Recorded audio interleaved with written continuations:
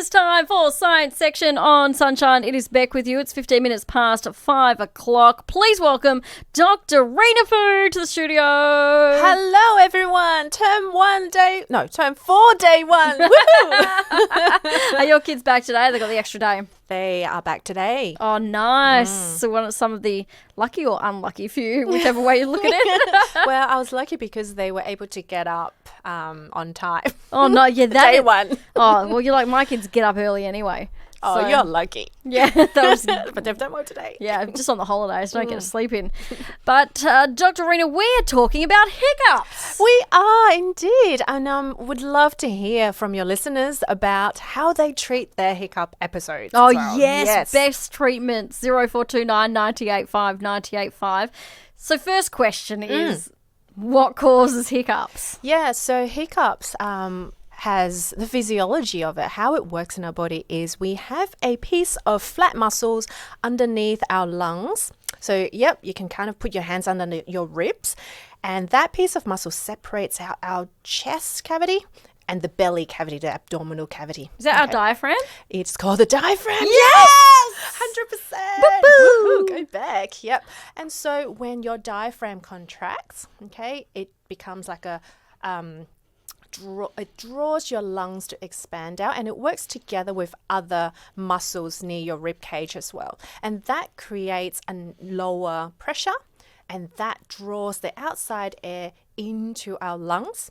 Now, do you know what that windpipe is called? The scientific esophagus? term? That one is for food. Okay. And the one in front is I only know called windpipe. starts with T. Trachea. Yes! Yes! 100%! Too much Grey's Anatomy. Yeah. Your trachea, in other words, windpipe, is where air passes through, okay?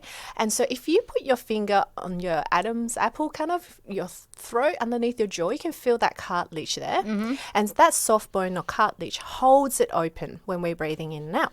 And on top of that, there's a little flap called the epiglottis. And also there's two bands, like a lackey band. It's our vocal cords. And I actually have a very sophisticated prop that I brought in. And I say sophisticated because I am kind of smiling cheekily. It's a takeaway container with two lackey bands. That's how I used to make like a little guitar. Exactly. Can you hear that when I stretch it out, releasing it? So it makes a dum dum. So the dum, the higher pitch, is the shorter band, and the dum, the bass, is the the longer band.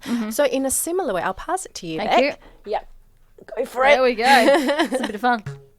Dum dum dum dum dum dum. So in a similar way, that is how our vocal cords produce sounds. Gotcha. And then when we move around our tongue and our teeth and our mouth and lip shape, that produces words, what we hear. So the hic and cup is when our diaphragm goes into a bit of a spasm. It's kind of stuck in a nerve feedback loop. And when air then comes in quickly, the vocal cord snaps shut, and that produces the sound. Hey! Yeah, I get really loud hiccups. Do you? It really annoys my husband because I'll do like a really loud one. Yeah. Actually, this is just a personal question. I normally, if I eat something and then I have a quick drink, I always have one hiccup. You do? What's that? Yep. So the triggers for hiccups could be different for different people. So it could be for you drinking something.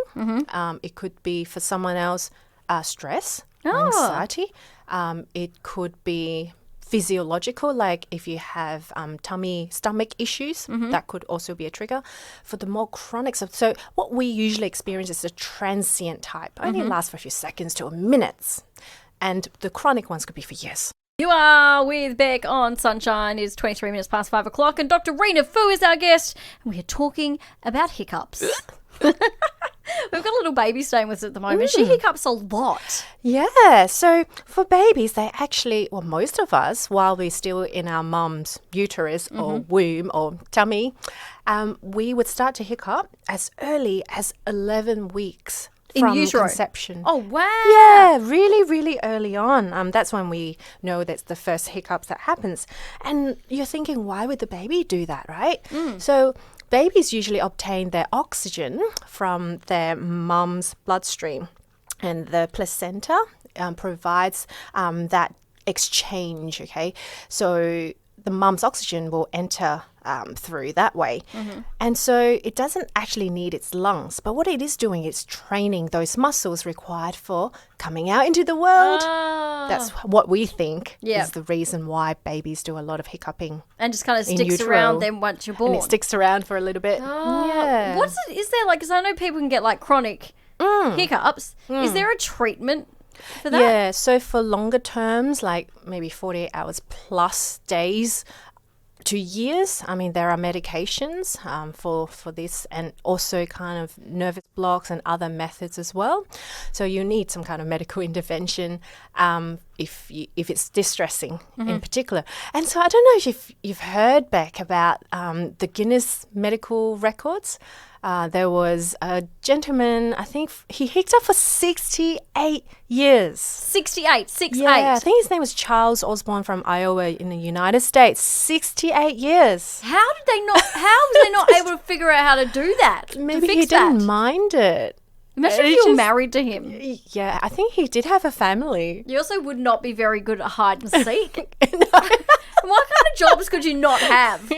Couldn't be a radio announcer. You could. There'd be a few jobs where you couldn't be a surgeon or anything where you have to be pretty precise. That would be very tricky and risky. Okay, we did ask your best treatments for hiccups. What's yours, Rina? For me, holding my breath. Yes. Yeah, holding my breath. Yep. I have the trick of I get a glass of water, right? And say you're holding it close to you. Don't drink from the side you would normally drink from. You have to drink from the other side. Yeah. And then you kind of have to go upside down and drink it. Yep. And I feel like because you're like concentrating so much, you forget about the hiccups and then they go away. And it could also be like your hunching action and true. lifting of your arms. So that kind of manipulates the various muscles and relaxing others as well. Oh, so you bring in the science. That's why we get you here, Dr. Rina. Thank you so much for coming in and talking to us about hiccups today. It's a pleasure, Beck.